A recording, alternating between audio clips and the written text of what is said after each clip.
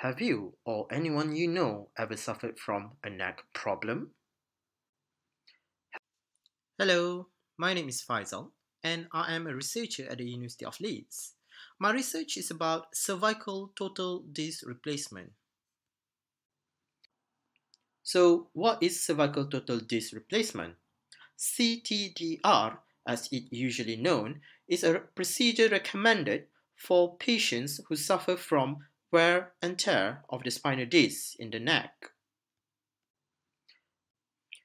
The spinal disc is very important as it allows you to move your neck so you can looking up, bending down, as well as other activities that you do every day, such as getting up from bed and walking in the park.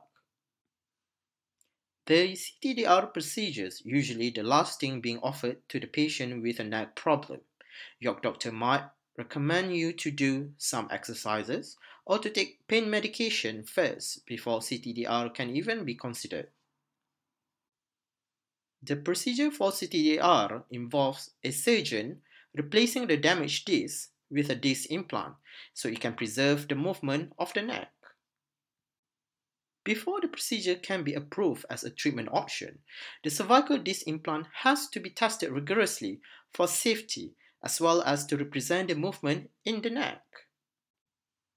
In the current testing standard, these values, however, do not necessarily cover the whole range of motion that the neck undergoes on a daily basis. It is not known how the implant would perform under load and motion that are beyond the activities of daily living. And that is the goal of my research, which is to investigate the influence of daily routine on the implant. How about you suggest daily activities that you think might contribute towards the wear and tear of the disc in the neck, which also should be tested on the implant? For instance, looking out for traffic before crossing the road or playing a violin. You may record activities and post it in the comment section.